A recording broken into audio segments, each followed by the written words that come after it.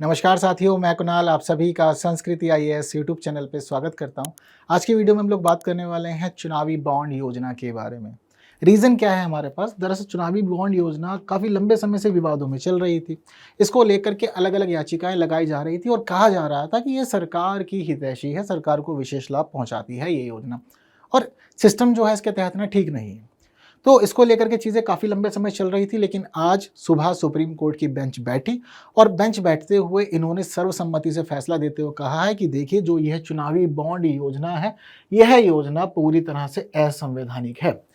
और असंवैधानिक बताते हुए सीधा सीधा न्यायपालिका ने आदेश दे दिया है इससे जुड़े हुए मुख्य बैंक, एकमात्र bank state bank of India है जो इसको जारी करता है। स्टेट बैंक ऑफ इंडिया को बोल दिया गया कि अब आगे से आप इस योजना के तहत कार्य नहीं करेंगे, यानी कि चुनावी बॉन्ड जारी नहीं करेंगे और उसके माध्यम से पॉलिटिकल पार्टीज को फंड प्रोवाइड नहीं कराएंगे। क्लियर है? न्यायालय ने कह दिया, मतलब कह दिया, पत्थर की लकीर, अब चीज़ों को स्वीकार नहीं किया जा सकता आने वाले समय में, और यह योजना अब यहीं पर ही समाप्त हो जाएगी।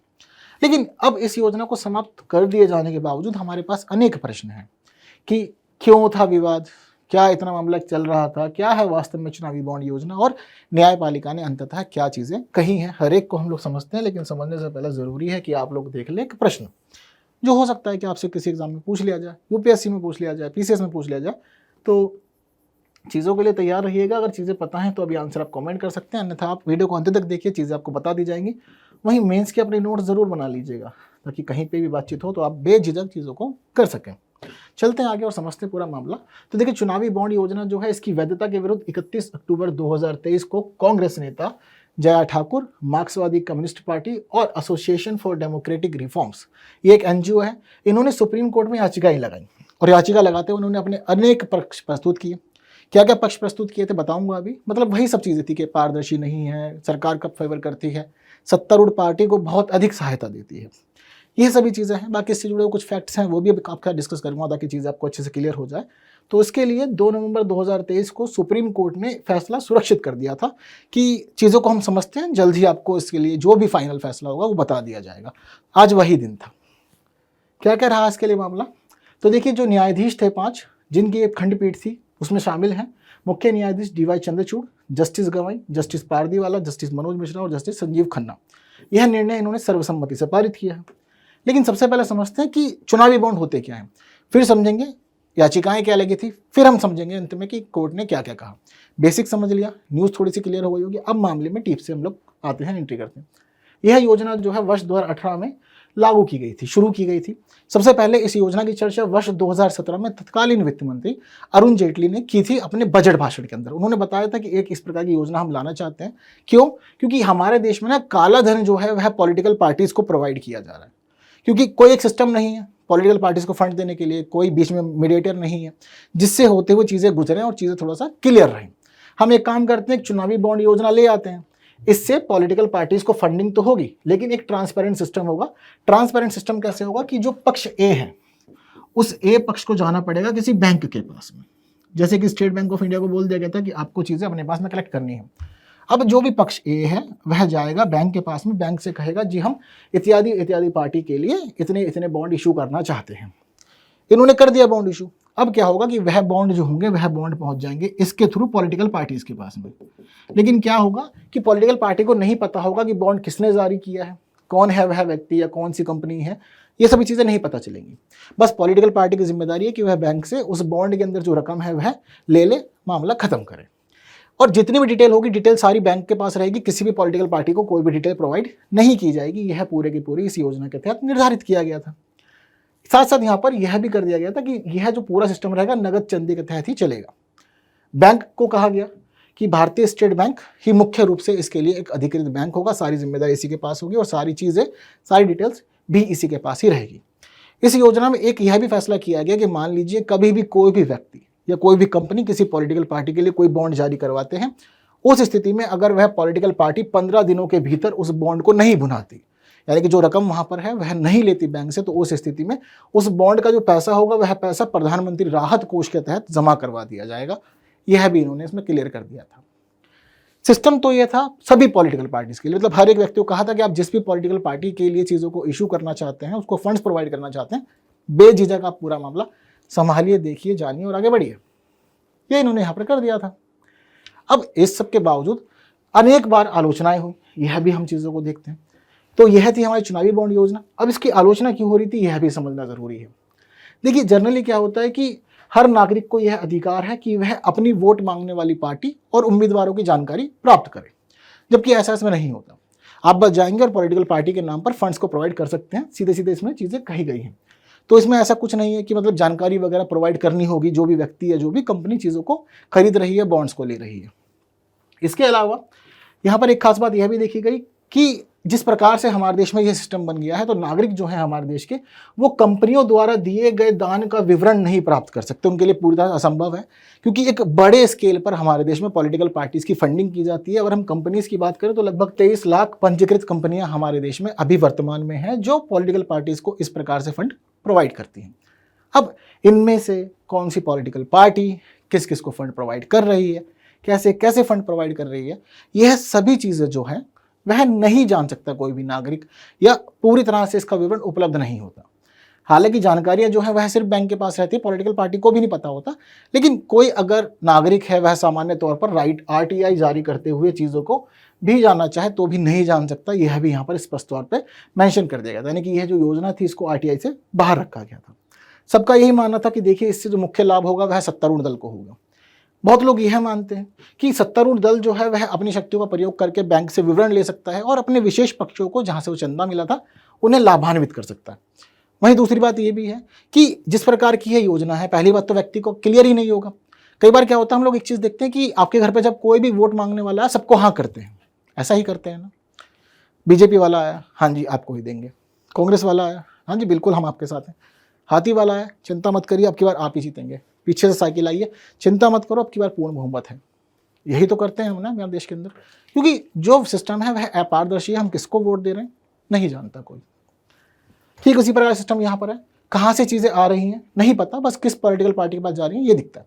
तो लोग क्या करते हैं, पहले से ही ना सब चीज़ फिक्स होती है। जैसे कि हम सबको पता होता है आने वाले चुनाव में किसकी लहर है, कौन जीतेगा, किसका प्रभाव रहेगा। तो सबका यह मानना था कि इसकी वजह से सत्तारूढ़ दल को ही विशेष लाभ होगा, उसी के पास ही चीज़ें ज़्यादा जाएंगी और फेवर करेंगी।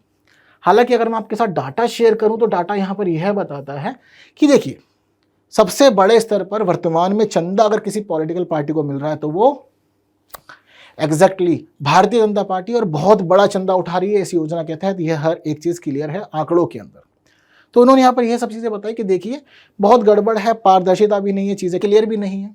तो इससे बहुत बार ऐसा भी हो सकता है कि कोई व्यक्ति अपने कंपनी से जुड़ी हुई या अपनी पार्टी से जुड़े हुए काम करता है, उसके हितों की पूर्ति करता है, तो उसमें हो सकता है कि वह चीज़ों में विफल भी हो जाए, पूरी तरह से वह ना कर पाए, क्योंकि चीज़ें ट्रांसपेरेंट नहीं है। पीछे कहीं गड़बड़ होगी तो वह भी क्लियर नहीं हो पाएगी, और पीछे गड़बड़ करके भी संभावना है कि सत्तारूढ़ दल को लाभ पहुंचा दिया जाए। इस प्रकार के अनेक तर्क यहाँ पर प्रस्तुत किए गए। न्यायपालिका ने मामला पूरा सुना, देखा, जाना, समझा, हर एक की बात सुनी क्या क्या है। बाद में न्यायपालिका ने अपना पक्ष प्रस्तुत किया, जो हम लोग आज देखते हैं कि अब क्या क्या है सामने। योजना समझ ली, सरकार ने क्यों शुरू की थी वो समझ ली, क्या क्या चुनौतियां थी, मतलब आलोचना किस प्रकार से चल रही थी वह समझ ली। समझते हैं न्यायपालिका क्या कह रही है। न्यायपालिका कह रही है कि देखिए, पहली बात तो यह है कि आपने आरटीआई से इसको बाहर रखा हुआ है, यानी कि कोई भी व्यक्ति अगर आरटीआई लगाए, पूछना चाहे आपसे कि किस व्यक्ति ने किस पॉलिटिकल पार्टी के लिए कितना चंदा इशू किया था, किसको कितना दान दिया है, आप नहीं बताएंगे, आपने इसको बाहर रखा हुआ है। ऐसी स्थिति में यह हमारे संविधान के अनुच्छेद 19(1)(a) का उल्लंघन है पूरी तरह से, ये आपको समझ लीजिए। तो इस प्रकार से मौलिक अधिकारों का अगर उल्लंघन हमारी व्यवस्था में होगा तो हम चीज़ों को स्वीकार नहीं करेंगे, यह न्यायपालिका ने कहा। इसके साथ साथ न्यायपालिका ने यहाँ पर यह भी कहा कि सरकार कहती है कि काले धन के प्रसार को रोकने के लिए आपने इस योजना को शुरू किया था, लेकिन काले धन के प्रसार को रोकने के लिए सिर्फ एकमात्र यही योजना जो है, हम इसको नहीं स्वीकार सकते। वहीं सूचना के अधिकार को प्रतिबंधित कर दे रहा है ये मामला, इसको इस रूप में भी नहीं स्वीकार सकते। आपने चुनावी वित्त पोषण तो पूरी तरह करवाया, पॉलिटिकल पार्टीज को फंड पूरी तरह प्रोवाइड करवाया, लेकिन आप पहले कहते थे कि अभी जिस तरह से फंड्स प्रोवाइड हो रहा है तो वह काला धन ही है जो पॉलिटिकल पार्टीज के पास जा रहा है। अब इसको लेकर के चीज़ें आपने बाद में भी क्लियर नहीं की, और सिस्टम जो पारदर्शी बनाना चाहिए था आप उसको पारदर्शी नहीं बना पाए। तो चुनावी वित्त पोषण जो हो उसमें काला धन का प्रयोग ना हो, आप जैसे चाहते हैं वो बात ठीक है, लेकिन उस मंशा की पूर्ति के लिए या उस उद्देश्य की पूर्ति के लिए इस प्रकार से एक चुनावी बॉन्ड योजना चलाना बिल्कुल भी न्याय संगत नहीं है। यह बात भी उन्होंने क्लियर कर दिया और साफ साफ कहा है कि काले धन पर अंकुश लगाने का यह एकमात्र साधन नहीं हो सकता। आप और भी विकल्प अपना सकते हैं काले धन को रोकने के लिए अर्थव्यवस्था में, जिससे कि चीज़ें और अधिक ठीक हो जाए। इसके साथ साथ यहाँ पर न्यायपालिका ने यह भी प्रस्तुत किया कि जो भी दानदाता हैं उनकी आप जानकारी को गुप्त रखते हैं, यह सूचना के अधिकार के उल्लंघन के तहत आता है और इसके माध्यम से रिश्वतखोरी और भ्रष्टाचार के बढ़ने की पूरी संभावना है, इसमें कोई दो राह नहीं है। साथ साथ यहाँ पर इन्होंने यह भी किया कि कंपनियां जो हैं वह अपनी पसंदीदा पॉलिटिकल पार्टी को असीमित धन दे रही हैं। सिस्टम पीछे क्या चल रहा है हमको नहीं पता, लेकिन आपने इसमें चीज़ों को निर्धारित नहीं किया हुआ है, चीज़ों को बांधना जरूरी था। एक असीमित रूप में धन इशू किया जा रहा है, चंदा दे दिया जा रहा है पॉलिटिकल पार्टी को। किसी एक पॉलिटिकल पार्टी को तो बहुत ज़्यादा चंदा मिल जा रहा है, दूसरे को नहीं मिल पा रहा। इससे तो बिल्कुल जो लोकतंत्र है वह खंडित हो जाएगा, उसकी जड़ें खराब हो जाएंगी और चीज़ें व्यवस्थित नहीं रहेगी, जैसा कि हम लोग व्यवस्था में चाहते भी हैं। तो इस स्थिति में मामला जो है आपको समझना चाहिए कि असीमित धन राजनीतिक दलों तक नहीं पहुंचना चाहिए। जिस राजनीतिक दल पे असीमित धन होगा वह उसका बढ़ चढ़ के प्रयोग करेगी, अपने पॉलिटिकल कैंपेन्स को और अधिक मजबूत कर लेगी और बाकी पॉलिटिकल पार्टीज इस मामले में पीछे हो जाएंगी। यह इस वजह से भी असंवैधानिक है, यह यहाँ पर इन्होंने स्पष्ट कर दिया। यह सब चीज़ें इन्होंने कही, अंत में कहते हुए कहा कि योजना पूरी तरह से असंवैधानिक है। इसके साथ साथ कुछ आदेश पारित किए असंवैधानिक बताते हुए। पहला आदेश इन्होंने यह किया कि भाई अब स्टेट बैंक ऑफ इंडिया आने वाले समय में इस योजना के तहत कोई भी चुनावी बॉन्ड जारी नहीं करेगी। दूसरे दिन उन्होंने यह भी कही कि देखिए यह योजना वर्ष 2018 में शुरू की गई थी, आज हम लोग 2024 में हैं, तो इस पूरी अवधि में जितने भी चुनावी बॉन्ड जारी किए गए हैं, किस कंपनी ने कितने खरीदे, कहाँ से किस पॉलिटिकल पार्टी को कितना कितना पैसा प्रोवाइड हुआ, हर एक डाटा जो है ना वह अब वेबसाइट पे अवेलेबल करवा दिया जाना चाहिए। यह समझ लेना चाहिए बैंक को, यह बैंक के लिए खास आदेश है। और अब आने वाले समय में यह योजना नहीं रहेगी व्यवस्था में, यह यहाँ पर आकर के मामला स्पष्ट हो जाता है। तो अब यह चीज़ें तो खत्म हो गई है, लेकिन इस पूरे मामले को समझ जाने के बाद में आप लोग को क्या लगता है, क्या यह योजना ठीक थी, इसको चलते रहना चाहिए था, या फिर कुछ नया परिवर्तन व्यवस्था में होना चाहिए, इस प्रकार की कोई योजना नहीं होनी चाहिए? यह योजना नहीं रहेगी, लेकिन आने वाले समय में हम देखेंगे कि एक नई योजना आ सकती है, इसकी भी पूरी संभावना है, क्योंकि पॉलिटिकल पार्टीज को फंडिंग तो होगी, चंदा तो वह मांगेंगी। तो अब इस स्थिति में क्या योजना रहने वाली है, किस प्रकार से आगे के कार्यक्रम निर्धारित होंगे, नई योजना का क्या स्तर होगा, यह सब कुछ अभी जल्द ही हमें देखने को भी मिल जाएगा, इसमें कोई दो राह अभी नहीं। तो यह सब मामला क्लियर है।